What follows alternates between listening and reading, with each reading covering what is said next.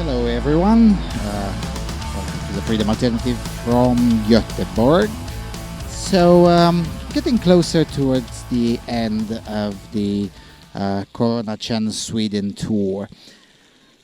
A few preliminary conclusions. First of all, is one that I didn't expect to find. Namely that I found amongst the, doctors, specialists, individuals who are, both in the first, the second, and the third line in managing the Corona Chan or the Wuhan coronavirus epidemic, to be having the an almost identical attitude towards the one, almost identical attitude with the one that I've encountered during similar investigations that I've conducted inside Romania. And that's a surprise because the attitude I'm referring to is the one of, if you shut down the camera, I'll gladly tell you anything you want to know and even beyond. Now, in the case of Romania and in the case of Italy and in the case of other places where I've had similar conversations, both online and in person, I understand what they're trying to hide and why. What they're trying to hide is basically that many of them committed atrocious mistakes and now they're trying to justify the sanitary fascism type of policies, essentially. They're trying to justify, say, well, but they were necessary. Mistakes were made, but generally they were necessary, when the reality is that none of them were necessary and all of them were immoral and illegal.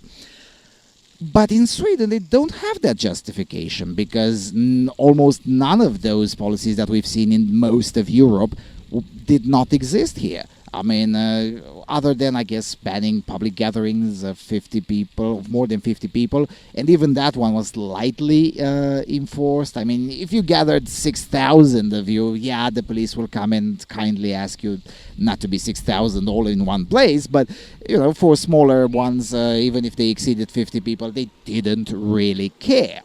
So, as a result, it's not the same justification, for sure. On the other hand, the issues found inside the hospitals were very similar to most of Europe, namely the prioritization of the Wuhan coronavirus led to a lot of excess deaths that would not have happened had everyone treated this as what it is, namely, a cough. But since it wasn't treated as what it really is, it led to a lot of people not receiving treatment in time. The same thing happened across the border in Norway. The same thing happened here, although admittedly at a much lower rate than the neighboring countries, but it still happened. But then again, that's also public information, so it doesn't really make that much of a sense to be cultivating the same kind of attitude as it's being cultivated amongst the doctors in Italy or Romania or other places where they're now basically, oops, we kind of fucked it up pretty badly, and we can't just openly admit that, especially not the politicians.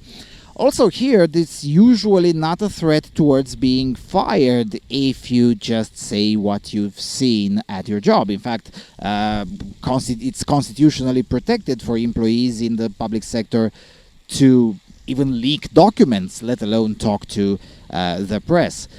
So there's going to be a few ethical challenges once I get back to my lovely office and when I'll start editing the footage that I've taken in this country. And one of those ethical challenges will be whether to publish entirely or only cuts of the conversations or even none of them. Because, for instance, in one of the conversations that I've had with a nurse from the ICU, one can clearly hear the individual asking, are you recording this? And, I lied. I said no, but in reality I was recording because, as we all know, there is no such thing as off the record when you're talking to the press. Now, should I publish that? My instinct tells me no, but on the other hand, if I don't, it's a lot harder to prove that... it's a lot harder to, not to prove, but to substantiate the story that I found here.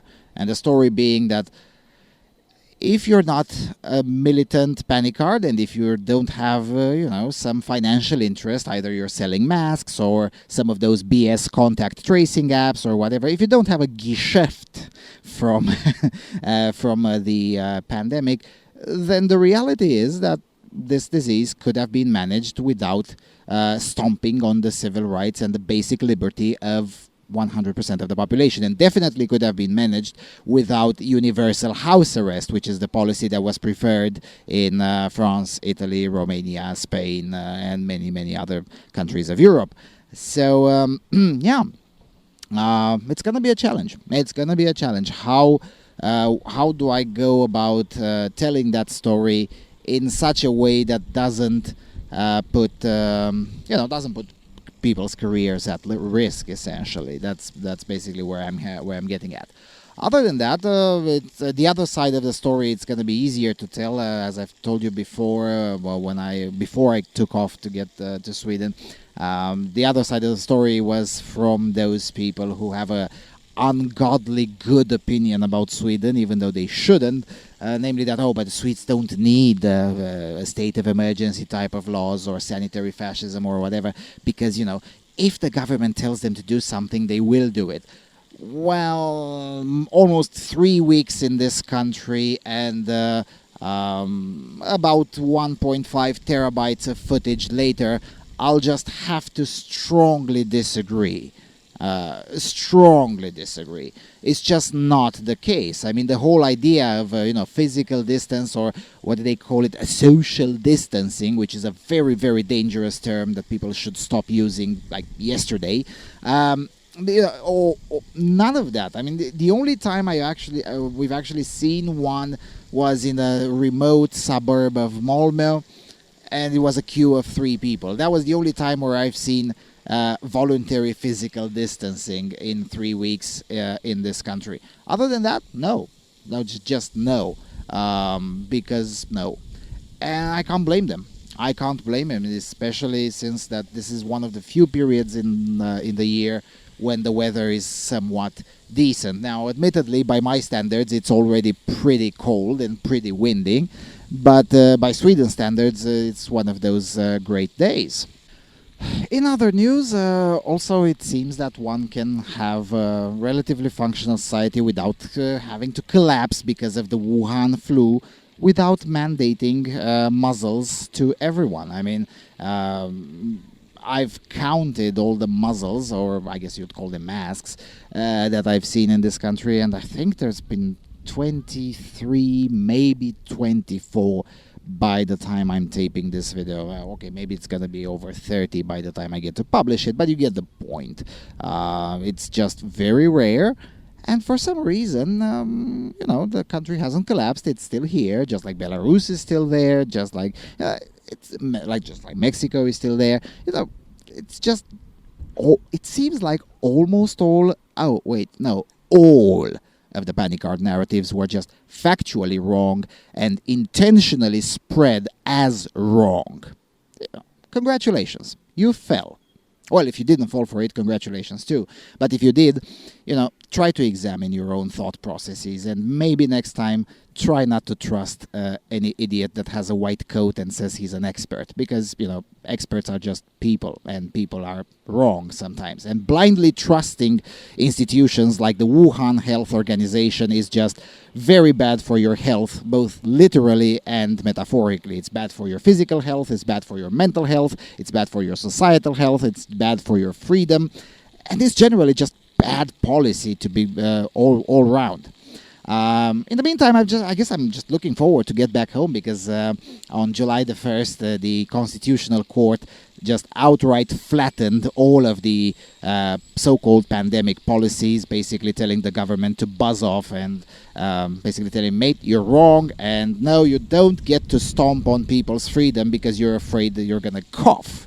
Which is exactly the attitude that I've had since the beginning of the insanity that started on March the 15th in my home country. Namely that 100% of the policies are immoral, illegal, totalitarian, and should be flattened. Their curve of existence should be flattened, and I'm glad that that finally happened.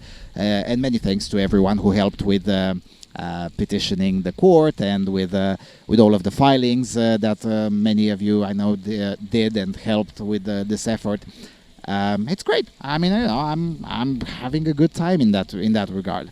However, when it comes to longer term implications, I'm not having a good time because I'm looking at the effects that this scare, this panicdemic, has had on the mental health of many medium smart people. I guess, let me put it this way.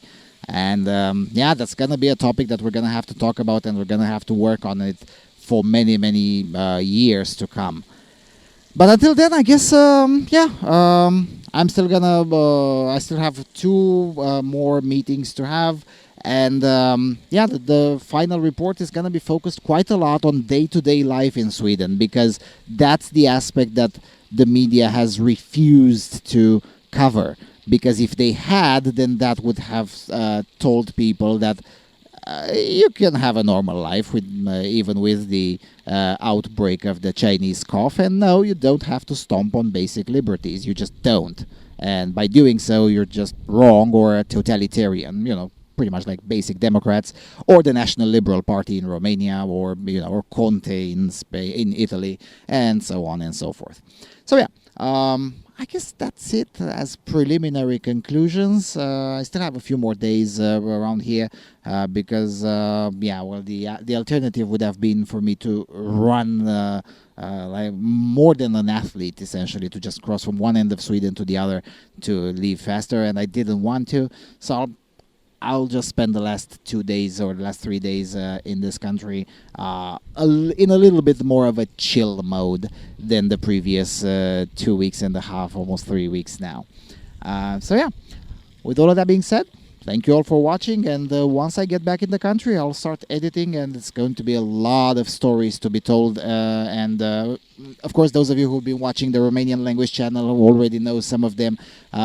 I've had to do this kind of balance, given that most of support came from Romania. Of course, I prioritized content in Romanian, but there will be content in English quite a lot from Sweden as well.